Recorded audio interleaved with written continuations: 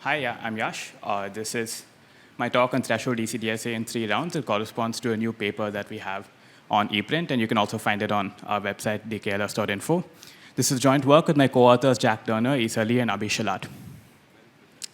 OK, so the motivation for this talk has kind of been alluded to in previous work. I'm saying talks earlier in the day, but just to make it explicit so that we have something to think about, let's consider the case of our friend Bitcoin Bob. Bitcoin Bob has a bunch of Bitcoin on his laptop. That's why he's Bitcoin Bob. If he wants to send some money to his friend Alice, the way that he does this is that he formulates a message that says, pay Alice. He hits a key on his laptop through which he can get a signature that he can use to attest to the fact that he actually does want to pay Alice. It turns out that there's some sort of vulnerability that an attacker could use, let's say breaking Windows or something like this, and then compose this with some complex key exfiltration mechanism to get Bob's key out of his laptop and therefore sign arbitrary messages, allowing the attacker to steal all kinds of things from Bob, including his school classes. And this is a bad situation. One layer of defense that we can add against attacks like this is through threshold signing, right, in which Bob can split his key into multiple fragments and then have each of these fragments stored on a different device. And so when the time comes to actually sign a message, Bob could then run some sort of distributed protocol amongst these parties to produce a signature. And the idea behind this kind of mode of operation is to distribute the risk of compromise. This is using MPC to sort of manage risk in some way. And so this is roughly the outline of this talk. I'll give some motivating material and some introduction to the problem space, which is Threshold ECDSA. Then I'll talk about how we can actually distribute ECDSA, how techniques have evolved through time, and what we achieved that's new. And also I'll end with some trade-offs about how we can instantiate this framework that I'll be speaking about. The adversary model that is going to be relevant for this talk is that of a dishonest majority. That is, it could be that there's only one device that's honest and uncompromised. Also, the adversarial behavior that we would like to protect against is that an adversary is allowed to change messages arbitrarily in the protocol. That is, an adversary can be malicious and malform messages and so forth. So let's begin with a simple, concrete example. Let's start with Schnorr signatures. Here's some quick background to understand the space. So we need a hash function H and a group G that consists of some group elements, some points on an elliptic curve. That's what you can think of the group elements as. And then this elliptic curve is generated by G. It's of order Q, where Q is a large prime. Think of something of the order of 256 bits. And the group also supports some sort of addition law. As a quick intro to this sort of structure, just think of any standard cyclic group, where if you have two elements in the group, you can add them and get another element. And any element in the group also has correspondingly a discrete logarithm. So I'm going to represent elements in the group that's elliptic curve points as capital letters, and their corresponding scalar values that are discrete logarithms as lowercase values.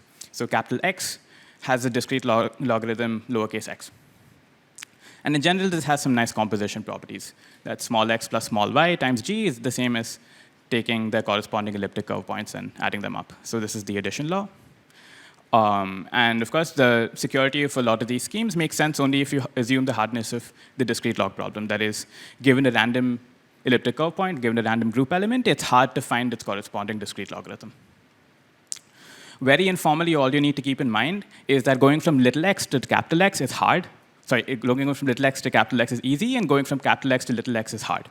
And when I say easy, it's on the order of like microseconds, and hard means it's on the order of many billions of years. So that's, if you can keep this in mind, that it's easy to capitalize and hard to go from uppercase to lowercase, then that should be enough to understand what's going on. OK, so this is Schnorr's key generation algorithm. It begins by sampling a secret key from the scalar field that's ZQ, then multiplying the secret key by the group generator, also equivalently performing an exponentiation to get the corresponding public key. This is just a quick recap. So I'm sort of breezing through it. The details aren't super important. Signing begins by doing something that looks a lot like key generation. That's sampling a key k from ZQ to derive something that we call the nonce. That's a one-time use value. That's the exponentiation of k. OK, thanks.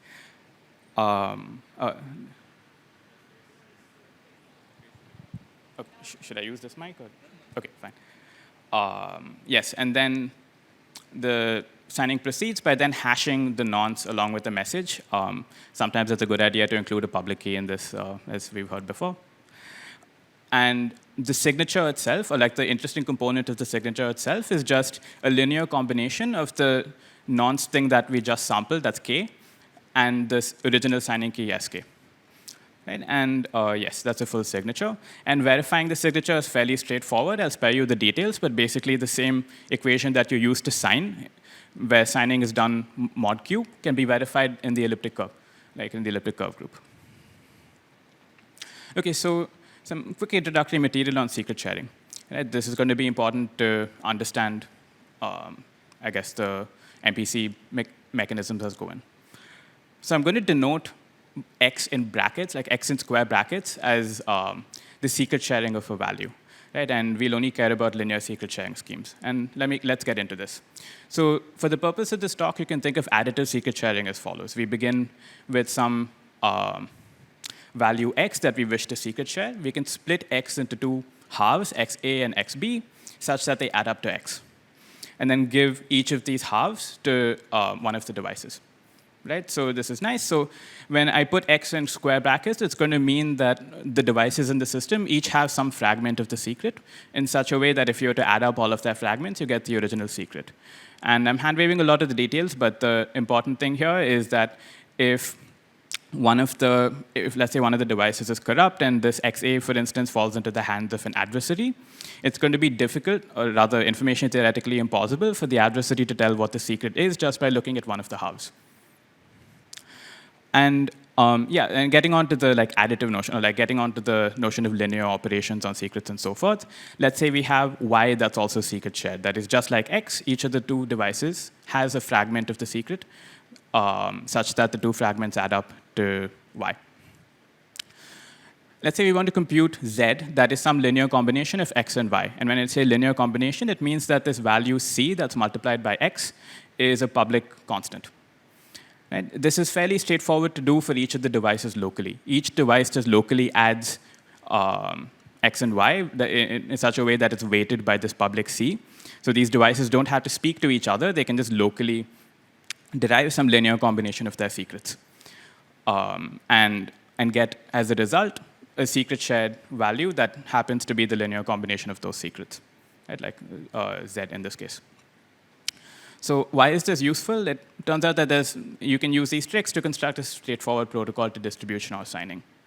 That is, if I just relabel the values that I put up already from X and Y to the secret key and the signing nonce from Schnorr earlier, and I just throw in the appropriate public values, the fact that you can compute linear combinations of secrets with additive secret sharing or any linear secret sharing scheme translates to a fairly straightforward protocol to distribute Schnorr signing as well. This is sort of just the intuition. Right? This leads to a really nice, simple 3-round protocol that is somewhat folklore. There have been a number of nice write-ups. One of them that I've cited here is by Lindell. There's also one by Nikos, who's in the audience. So the protocol very roughly involves sampling this nonce of the Schnorr signature interactively in a couple of rounds, and then using this additive linear combination trick to reveal the linear combination of the signing key and the nonce. And it's super high level. All I want you to take away from this is that Schnorr signatures, on the one hand, are old, which is good because that means that they're well studied. They're compact and fast, and it's easy to distribute with MPC. But on the other hand, they were patented, which means that they faced a major barrier towards internet adoption. And of course, I don't need to go into this, but a lot of the internet infrastructure doesn't support Schnorr. It's increasing in adoption today, but it makes sense to look, in some cases, at signature schemes that are already widely deployed. And this brings us to ECDSA, or the elliptic curve digital signature algorithm. It was devised a while ago, standardized a while ago, and quite usefully, it looks different enough from Schnorr that the patent for Schnorr doesn't apply directly to ECDSA. And this has meant that it's been quite popular. But unfortunately, the way in which it differs from Schnorr, while it was good to get around the patent, has also made it unfriendly to MPC. So it loses this nice linear structure that Schnorr has. So what's going on, really? The first half of ECDSA signing looks pretty much the same as Schnorr, so the same 2-round the first couple of rounds of the 3-round signing protocol carry over in a straightforward way. But unfortunately, the second part of threshold ECDSA signing, the second part of ECDSA signing is this strange nonlinear function of Sk and K. And remember that Sk and K have to be kept secret. So if we sort of take a closer look and start to investigate what techniques we could use to deal with this, right? Or rather what really the challenge is for MPC. Right? Sk and K, which are secret values, have to be combined in a nonlinear way. That is, they have to be multiplied, which is not a linear operation. And also this K value, which is this one-time use thing, is in the denominator. Right? So you have to perform an inversion. And inversions are usually not cheap to do inside of an MPC if you're thinking about computing ECDSA in a threshold fashion. If you notice this Rx thing, you can safely ignore it. It's basically a public constant for the sake of this talk. And I want to say right now, before getting into the details of how threshold ECDSA has been done and so on, that it is a non-trivial MPC task. And as it happens, we don't have one-size-fits-all solutions for a lot of non-trivial MPC tasks. And arguably, this is one of them.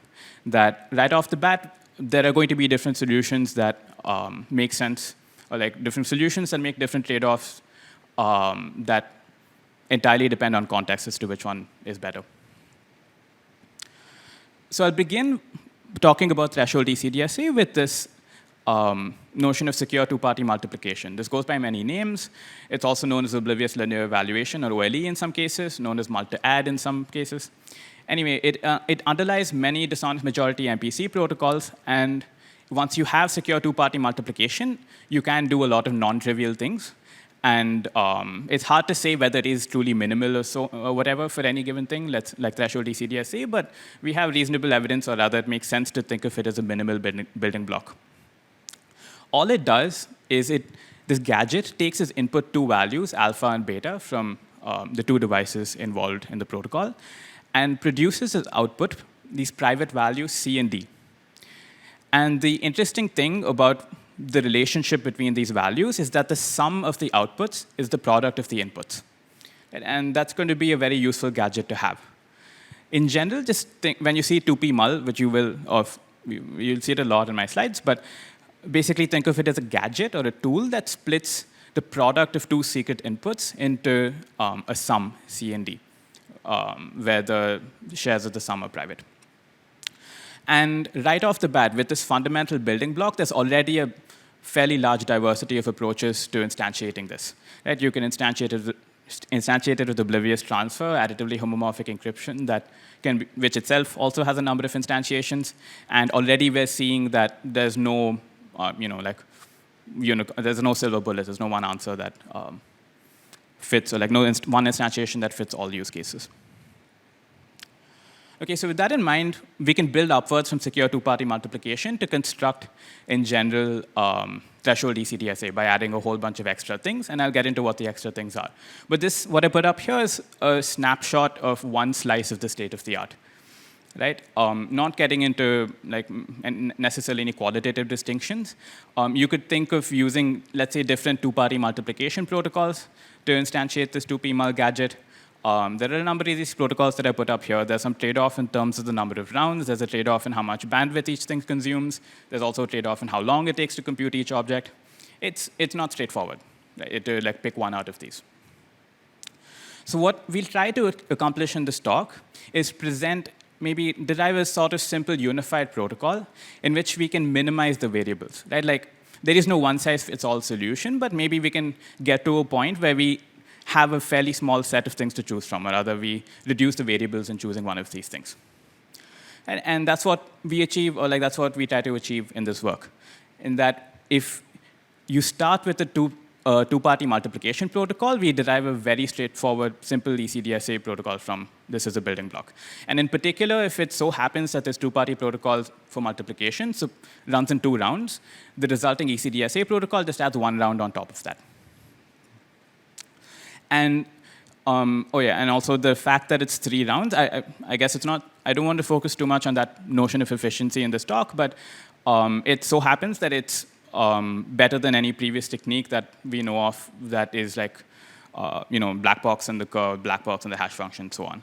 Right? So all that to say that it doesn't make any, like we're not robbing Peter to pay Paul. Like we're not making any unnecessary trade-offs to get down to 3 rounds, as far as we know. Yeah, hence the mild or no overhead. And the insight that enables this is a carefully chosen way of rewriting the ECDSA signing algorithm, combined with a simple consistency check just to tie everything together. Right? Like we'll sort of examine how the literature developed and like how there are different dimensions of a threshold ECDSA protocol to consider, and see how these different dimensions kind of relate to each other also. And one of these dimensions is rewriting ECDSA, and another dimension is what kind of multiplication to use, and another is what kind of consistency check. And yeah, we'll get into this. And also, as a side note, we do improve OT-based multiplication to some extent in this work, but again, not too important for right now. OK, we'll see the trade-offs again later, so don't worry if you didn't catch too much of those slides. Right, so it's common in this corner of the field to sort of compare end result protocols. That is, we write down a protocol in a paper, we enumerate the number of rounds that it takes, what assumptions it makes, and what sort of concrete efficiency profile this has. And then we sort of, whatever, if we have benchmarks, we benchmark it against previous work and so forth. But it does tell us how a specific protocol in a specific implementation of a specific protocol in a paper compares to previous work, but it doesn't necessarily tell the full story of techniques. And that's something that I want to give an idea of. Like, especially if you want to say that we have a simple protocol for threshold ECDSA, it kind of makes sense to talk about what the context for simple is. So what I'm going to do now is give a sort of qualitative comparison to see how different techniques for threshold ECDSA have evolved. So to begin with, let's look at the first challenge in designing an MPC protocol for ECDSA. Right? So the challenge here is that if we have some secret shared value k, let's say secret shared by additive secret sharing, as we already saw, computing k inverse in a secure way is kind of expensive. Right? So naively, you could express inversion, like modular inversion as an arithmetic circuit, and then use a generic MPC for this, but this will be prohibitively expensive in most cases. So it makes sense to design custom protocols. So there's sort of a standard recipe that's been followed in the literature, which is to first rewrite the ECDSA signing equation to be more MPC friendly. Right? Like, I mean, there's a limit to how MPC friendly it can be, but at the very least, we want to avoid things like secure inversion. So we want a protocol that has a minimal, rather we want to write ECDSA in a way that it has a minimal number of additions, or rather minimal number of multiplications more than anything. And we don't want to have to do anything other than multiply secret values. And then once this ECDSA algorithm has been rewritten, we use some sort of cryptographic machinery to instantiate secure multiplication, that 2p mul thing that I mentioned earlier. And then in order to tie everything together and make sure that the protocol is followed honestly, there's some sort of verification at the end. So going back to sort of the first couple of works that looked at how to distribute ECDSA signing, one by Langford and this other one by Gennaro et al., they had this nice insight. I put secret values in boxes here just to denote that they're secret shared. So the division was kind of a problem. So let's just remove the division of k. Let's put k in the numerator rather than the denominator. Cool. But this is not an ECDSA signature anymore. This is not going to verify with the standard algorithm. So what they did was, while they put k in the numerator, they changed the nonce to be an inverse operation. So rather than r being k times g, it's now k inverse times g. Now this is equivalent to ECDSA, and this will verify with the standard verification algorithm. But now we move the problem somewhere else. How do we compute k inverse times g? The details aren't super important, but there's this classic trick that's due to Barlan and Beaver that involves doing some sort of redundant computation. That the redundancy is that you sample some mask phi, multiply phi by k, and reveal phi times g. And then you can safely reveal phi times k, and then do the inversion outside of the MPC in some sense. It's super high level. I don't really expect the details to be that clear, but the idea is that Langford and Gennaro and friends found this nice way of rewriting ECDSA so that using classic techniques, we could securely compute the ECDSA equation. So I'll sort of describe how at least the dishonest majority case, things have evolved since then. Langford and Gennaro and friends had this nice honest majority protocol to realize this inverted nonce method of rewriting ECDSA. And since then, there have been some nice works. And I'll quickly go through them. Right? There's one by McKenzie and Reiter that works for the two-party case that rewrites ECDSA to take advantage of this sort of multiplicative structure to some extent. At a high level, the intuition is that the signing equation is broken into two halves, a left half and right half. And it's easy to distribute the left half and the right half in isolation by using multiplicative shares. And once you have multiplicative shares, you need some way to securely combine them, because ultimately you do have to add these two multiplicative shares. And the machinery that they used to instantiate it was basically PyA encryption plus some extra stuff. And Gennaro Goldfeder, Narayana, and Bonnet Gennaro Goldfeder showed how to take this idea and export it to the multi-party case. Extend it to the multi-party case. Unfortunately, these works ended up using threshold PyA, which we saw in the previous talk. It is feasible to implement in practice these days, but it also is quite expensive and adds a lot of complexity to the protocol. Lindell had this very nice observation using this multiplicative rewriting of ECDSA that you could just give one of the parties the other party's secret encrypted under the PyA public key, and it turns out that this solves a lot of the problems and avoids like a whole bunch of complexities that came with these previous works. Then there was the work that I had with the same co-authors of this paper. In 2018 and 2019, we used the multiplicative rewriting of ECDSA. And rather than using PyA to distribute or to instantiate the secure multiplication, we showed how you can use OT to do secure multiplication in the context of ECDSA. Right? And the field has moved forward since then. Right? Since then, there's also been this work of Gennaro and Goldfeder that went back to the original inverted nonce method of rewriting ECDSA from more than a decade prior to then. But now they work in the dishonest majority setting, which means that they need different machinery for multiplication. So they use PyA encryption. And there's this work by Canetti, Gennaro, Goldfeder, Maklianis, and Pellet that roughly followed this template of Gennaro and Goldfeder, but the differences with Gennaro and Goldfeder's protocol will become evident in a couple of minutes. I'll get back to this. Then there's also this protocol of Lindell and Knopf in 2018, and Heitner et al. From which is just an update of the Lindell-Knopf protocol.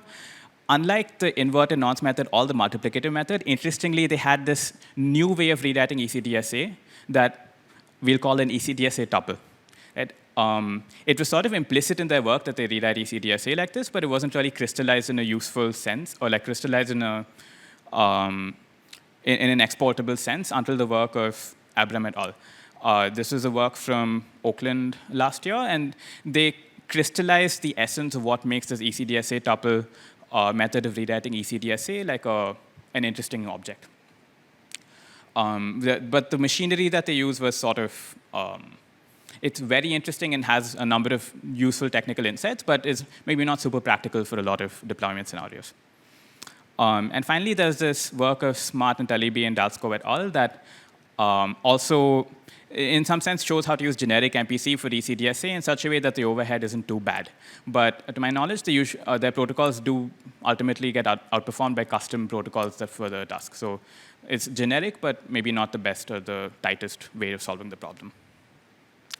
There's one dimension that I've been hiding so far, and this is possibly the dimension that makes the biggest difference between a lot of these works, which is that after ECDSA has been rewritten and after multiplication has been instantiated and so forth, one has to verify that the computation has been done correctly. Right? And there's a whole host of ways of doing this in the literature. Each of them have their advantages, each of them have their disadvantages. Lindell's protocol is extremely clean and extremely nice, but to my knowledge, it works for the two-party case, and it's sort of hard to generalize. In our work from 2018 and 19, we had this checking relations in the exponent thing, where sort of every party just checks some public relations between some values and is obliged to broadcast some functions of its view. It's fairly straightforward to implement, let's say, but the analysis of why this works is pretty involved, and also it involves a bit of interaction and so on. Gennaro and Goldfeder had this nice technique by which they use a private but not authentic protocol and then use some authentication mechanism on top of that, where the authentication involves some interactive signature verification. They sort of verify that all parties do indeed hold shares of a valid signature before revealing it. And Canetti et al. Had this nice approach of taking the Gennaro and Goldfeder thing, and rather than doing this interactive verification, they have every step proven in zero knowledge along the way. So it's reminiscent of the GMW compiler, in which all parties just prove that they're behaving honestly. So it's conceptually very nice, but unfortunately, you do have to pay this overhead of proving that you're doing things honestly at every step. Whoops. sorry, jumped ahead of myself. Right, and then there's this protocol of Heitner et al. They have this intuitive technique where they replay the computation in a committed form. So they perform some private MPC that's not necessarily correct, and then replay the MPC in such a way that all the values turn up in commitments, and then prove that the committed values have the right relationship. And then finally, there are these generic MPC approaches that use message authentication codes, so generic MACs. Again, these work, but then they do pay the overhead of creating extra MACs and adding some extra overhead just for the MPC part.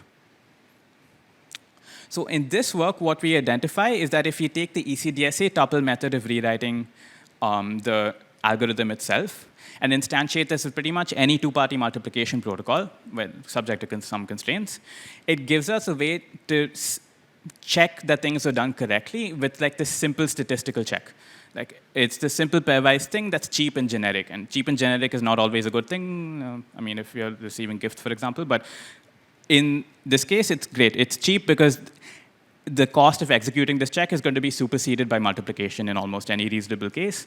And it's generic in the sense that it doesn't involve any machinery that's specific to, like, let's say, proving things in zero knowledge and so on. So you don't have to worry about proving correctness of ciphertext and stuff like this. The analysis for this check is very straightforward, I claim. I will walk through it in the slide. And also, the super useful thing is that it's no extra work. That is, whatever information that you produce in the course of executing the multiplication itself, like whatever byproduct is produced by multiplication, is enough to run this check. So let's get into it. So this method of rewriting ECDSA with ECDSA tuples, yeah, it was implicit in this work of Lindelof and Renalucci, but it was crystallized as its own object, or like an object of its own interest by Abram et al. Very roughly, it makes the following change to ECDSA. Let's say you were to multiply and divide the signing value by some random mask phi. Right? So separate out the signing equation into two halves, a numerator and a denominator. So the numerator is alpha, the denominator is beta. And the signature itself is now just the numerator divided by the denominator. And notice that both of these values are masked by some value phi. It's sampled randomly. And the cool thing now is that you can reveal alpha and beta to any external entity. Right? It leaks nothing about the secret key itself. In particular, this is safe to reveal because if you look at the structure of beta, it's basically a one-time pad encryption of K. You can think of it like that. And given the relationship between the signature S, the numerator alpha, and the denominator beta, notice that if you fix beta and you fix the signature, and of course these are values that we're OK with giving to the adversary, then this also fixes alpha, which is super useful. So if you're OK with giving someone beta and the signature, then you're also OK with giving them alpha because it's fully specified. So that's a very useful thing to have. And now that we've rewritten ECDSA in this way, notice that we only need a couple of secure multiplications. There's no inversion or anything. And there's no inversion in the nonce or anything like that. So that leads us to this notion of signing with ECDSA tuples. This is also an observation by Abram et al. Let's say that we have these values that were taken from the rewriting of ECDSA as sort of secret shares that fall from the sky. Right? There's some trusted third party that generates additive secret shares of all of these values, the signing key, the nonce, phi times k, phi times sk. Right? The first couple of rounds of any ECDSA protocol would begin by sampling a nonce. And it turns out that if you have secret shares that are correlated with this form of this thing called an ECDSA tuple, you can compute the final signature itself as a simple linear combination of all of these secrets. Right? It's once you have secret shares that follow the structure, there's a simple one-round protocol that lets you assemble the signature itself. But OK, so in the previous slide, it was a simple one-round protocol, information theoretic, very nice. But where does this tuple actually come from? How can we actually generate these values that you can consume in the protocol? Right? So sk, k, and phi, just think of them as input values. They can be sampled locally and randomly and so on. It's nothing to worry about. What we do have to worry about is the second half of the tuple. That's phi k and phi sk. So these had to be computed as some combination of the values that were already locally input. And I'm going to claim that there are only two things to think about over here. One is making sure that the phi value that's used in these two multiplications is consistent. And the other thing that you have to worry about is that the k and sk values that go into phi k and phi sk are indeed the discrete logarithms of these public values r and pk. Right? Just take my word for it for now. So in previous works, this flavor of problem has been solved by, let's say, proving these statements explicitly in zero knowledge. Right? Like adding commitments to all of these values, proving things in zero knowledge, or maybe using some sort of MPC protocol, like some sort of machinery by which you can generate max and so on.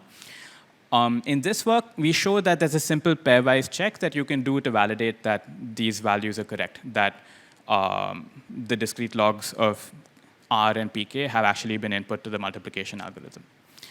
How does this work? And so let's return to our friend two-party multiplication. Remember, it's of this form. The first part, which I'm going to talk, the first part that is maintaining consistency is fairly straightforward to see. Let's say we have a two-message protocol. Like, let's say we have a two-message multiplication protocol. It's pretty straightforward to just reuse one of the messages. Like, the first message goes from the laptop to the phone. Let's say we just reuse this message for two different inputs. Then the phone can use two different inputs, C and C hat, to multiply with the same input of the laptop, beta. And by just this simple reusing mechanism, you can get this notion of consistency for free. That is, you can enforce that one of the party's inputs is necessarily the same when it's multiplied with the two inputs of the other party. In many parts of the literature, this is also called a vector oblivious linear evaluation, or a VOL. Yeah. So consistency is straightforward. There's nothing too interesting in making sure that phi is the same. The interesting bit is making sure that these discrete logarithm values are actually input to the multiplication. At a high level, the observation over here is that this phi value that we sample is essentially an information theoretic MAC on the other secrets that are involved. Like phi is a MAC on K and SK. If you're familiar with this part of the literature, that's Bedoza. It's this classic MPC protocol from like 10 years ago. The MAC structure that ends up being produced kind of resembles Bedoza MACs.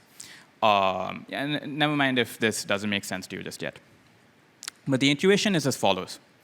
So here's a simplified view of our check. Let's say the phone puts in phi and the laptop puts in k into this two-party multiplication gadget, and they get as outputs t phi and tk. And remember, by the property of this multiplication, t phi plus tk should be phi times k. It's the sum of the outputs as the product of the inputs. Now the laptop claims that it put in k into the multiplication protocol, such that k is the discrete logarithm of this public value r. Now let's see what values are available to these parties.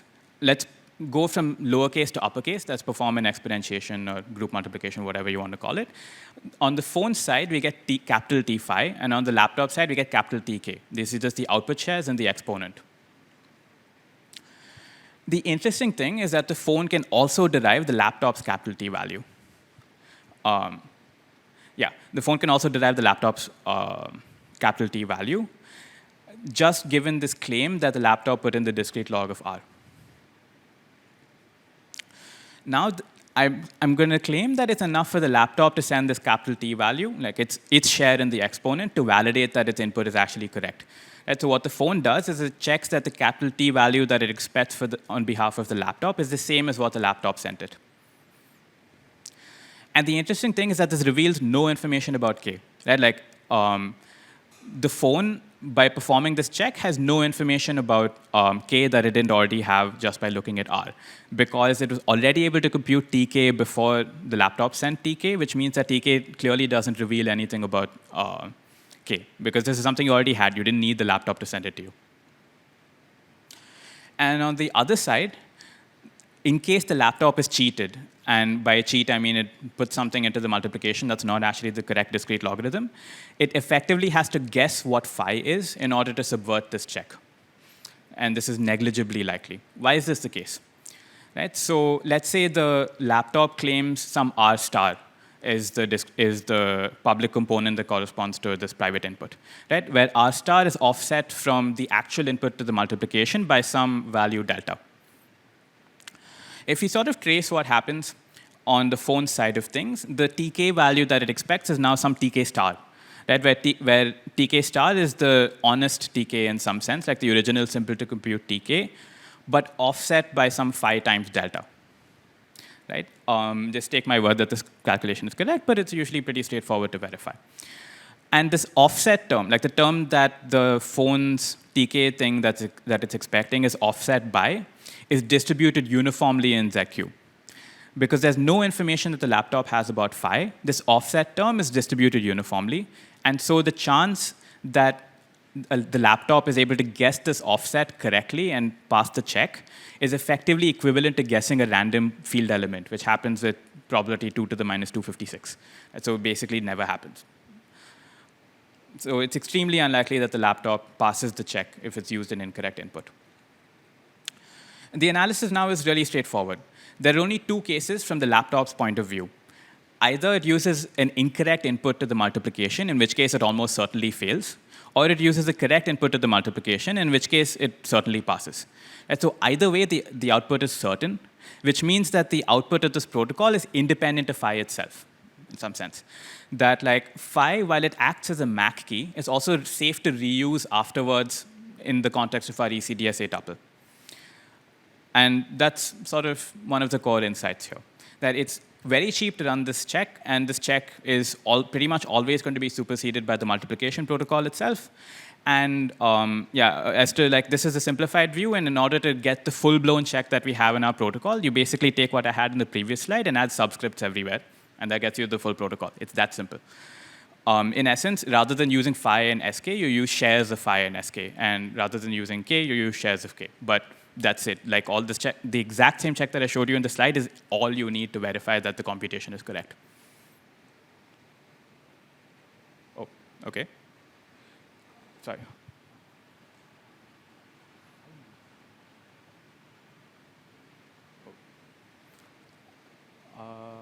Sorry. What time am I starting? Okay. Okay. So that gives a simple 3-round signing protocol in this work. It's conceptually quite straightforward. We take this, like the non-sampling that you already had to do for Schnorr, which is in blue, augment it with the multiplication and the check that's in green. And at the end of the day, you're able to produce these ECDSA tuples, that's secret shares that allow for a simple one-round protocol at the end to assemble the secret shares, to assemble the final signature itself. And yeah, that's it. It's conceptually quite clean. It's just sampling a nonce, performing like one instance of vol, and then also this like pairwise consistency check that we had. And then after this gives us this useful correlated randomness that allows for a simple one-round signature assembly. Okay, so that was our ECDSA protocol. And I just want to say I'll really quickly talk about how to instantiate multiplication. Right. So as I had alluded to before, this two-party multiplication is inherently going to be an expensive object. And broadly, there have been two approaches that have been popular in the literature, one based on additively homomorphic encryption and another based on oblivious transfer. Additively homomorphic encryption-based OLE was first conceived by Gilboa that I know of, but possibly the idea is older. And Canetti et al. Have a really nice protocol in their work where they hardened Gilboa's additively homomorphic encryption-based protocol to get OLE through the correct, like well-chosen zero-knowledge proofs. And then, of course, instantiations through different forms of homomorphism. There's through pi-a, and there's through class group, and so on. The advantage is that, while parties exchange ciphertexts that are quite small, the downsides are that operating on the ciphertext so far seem to be somewhat heavy, and also they seem to need some notion of zero-knowledge proofs to prove that things have been done correctly.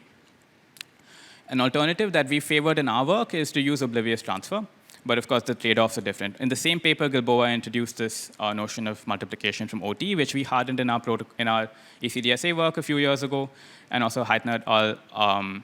Presented another hardened protocol for secure multiplication. Roughly the idea is to randomize the inputs to the OTs and so forth, but yeah, no time for all of that. It's pretty straightforward to instantiate OT, think of just sort of Diffie-Hellman key exchange. And the advantage of OT is that you can pre-process all of the public key operations through these cool techniques of OT extension, so that online you only have to do just a bunch of hashing. It's concretely on the order of just a magnitude slower than single-party signing. The downside of this is that you need to perform a lot of OTs for a single instance, at least for instances that are relevant to ECDSA, and this ends up transmitting quite a bit of bandwidth. And concretely, the trade-offs, there hasn't been, I guess, an update, like a single paper that compares all of these protocols in the same place, so it's hard to do an apples-to-apples comparison, but very roughly aggregating across a few different works, it appears that OT-based protocols are on the high tens of kilobytes in bandwidth in a few milliseconds. PyA-based protocols are maybe 10-ish kilobytes to transmit the ciphertext, and cost on the order of hundreds of milliseconds to execute, and class groups are on the order of a few kilobytes in more than a second. So there's this nice trade-off between bandwidth and computation. And maybe I'll skip through this, but I just sort of did some back-of-the-envelope estimates to figure out what the trade-off. Now that you have this trade-off, we had to think about, do you saturate computation first, or do you saturate bandwidth first in most settings? We did some back-of-the-envelope calculations, but of course, all of this is extremely context-dependent. You had to think about what trade-offs make sense in your case. It's just that we worked out a couple of scenarios in which it maybe makes sense to think about computation being saturated before you saturate bandwidth. Like before you saturate a mobile data connection, or before you saturate a gigabit connection in a data center, you'll quite likely saturate bandwidth itself. Sorry, you'll quite likely exhaust your computation resources. But of course, the trade-offs are all context-dependent and have to be made on the fly. Right, so in conclusion, we achieve a threshold ECDSA protocol in 3 rounds, and the round complexity seems to match Schnorr now, which is nice, which means that concretely, if the latency of your system is on the order of a few tens of milliseconds, this is already on the order of, it's roughly the same computation time, roughly the same wall clock time, and the insight that enables this is a well-chosen correlation and a new consistency check. Roughly, our analysis makes black box use of 2-party multiplication. We do need UC for our analysis because we do a UC analysis. This is easy to instantiate with OT, but with homomorphic encryption, it maybe needs a little more work. It's not necessarily harder, but it's just different, and we haven't done that work yet. And as a nice side effect, we get no explicit zero-knowledge proofs at any part of our protocol. Of course, implicitly, when you use multiplication, that has the power to compute zero-knowledge anyway, so take that claim with a grain of salt. Anyway, so we get a light protocol with a straightforward UC analysis, and you can find our paper on our website where we will post any updates if we want to make them.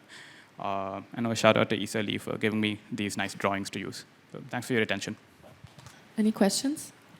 Hey, I just need some clarification. So you say that the protocol is in 3 rounds, but from at least what I understood in the presentation, you assume that already you sample the nonce, or not? That happens in parallel with the machinery. So it's so you just start with the message, and it's 3 rounds after that. So it's not including the 3 rounds includes the non-sampling. But how, I saw that you need the nonce as a parameter to the secure multiplication, or that you say that in some instantiation of the secure multiplication, you start with some pre-processing and then the nonce kind of arrives later? You commit the nonce in the first round. In the second round, you decommit the nonce. And along with your decommitment of the nonce, you can send the proof that you put the discrete log in. So it runs in parallel. Mm-hmm. Because it also kind of relies on, if I'm going second in the protocol, I can put my inputs in the second round, which means that I can also safely reveal my nonce. And along with that, I give the proof that I've put the nonce in correctly. Okay, and you said that using OT, you can actually have a secure 2P mul in 2 rounds, right? That's an instantiation, because you treat it as a black box, but then you say 3 rounds, that's using OT, right? Yeah, but you can also do that with, I believe that with PyA, you should also be able to do this. It's just that we didn't really explore that in this work. With homomorphic encryption, it's just 1 message each way, usually, with accompanying proofs that things are correct. Because in GG and so forth, they use PyA as the basis for the 2P mul, but they take more than 2 rounds. Yeah, but I think that's because they use a different way of rewriting ECDSA. I think if they were to rewrite it like this and then instantiate it with PyA, you'll probably get the same result. Okay, interesting to think about it. Thank you. Or maybe Nikos has something to say.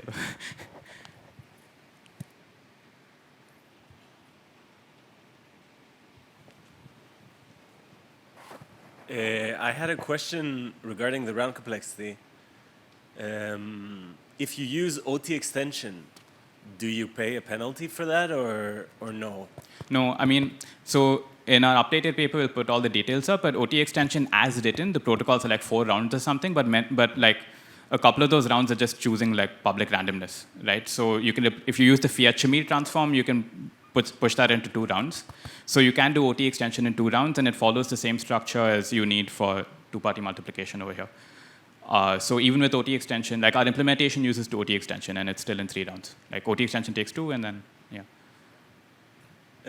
OT extend. So you start. Okay, maybe we can talk about it offline. Yeah, sure. But the point is that there's no penalty for using OT extension from start to finish. It's 3 rounds. Yeah, that's right. Okay. And yeah, regarding the gentleman's question, you can definitely just remove the last rounds and get the same round complexity with Palais.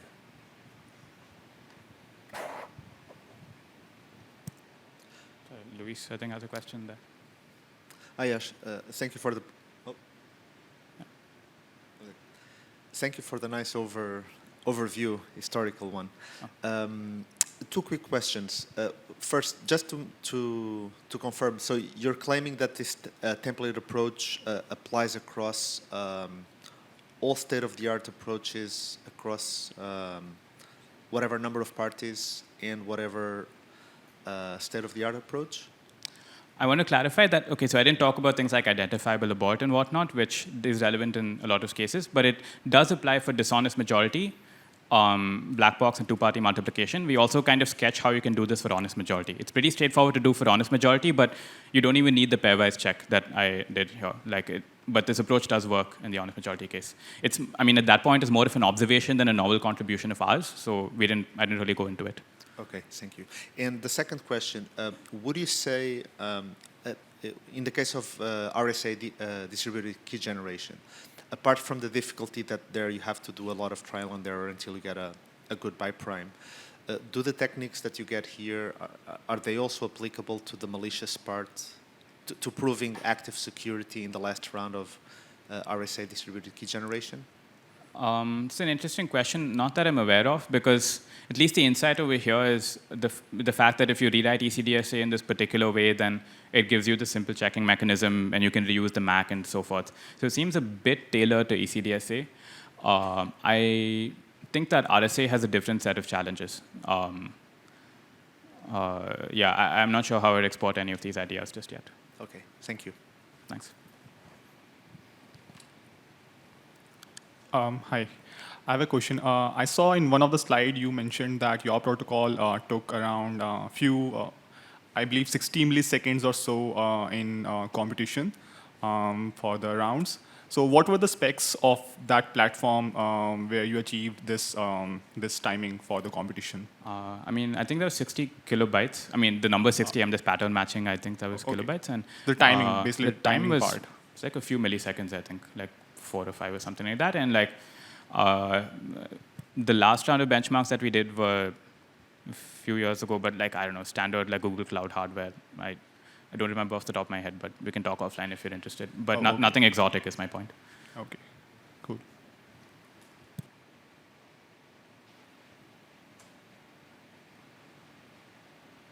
Okay, yeah. Probably that's all for questions. Thanks us for a nice talk and probably some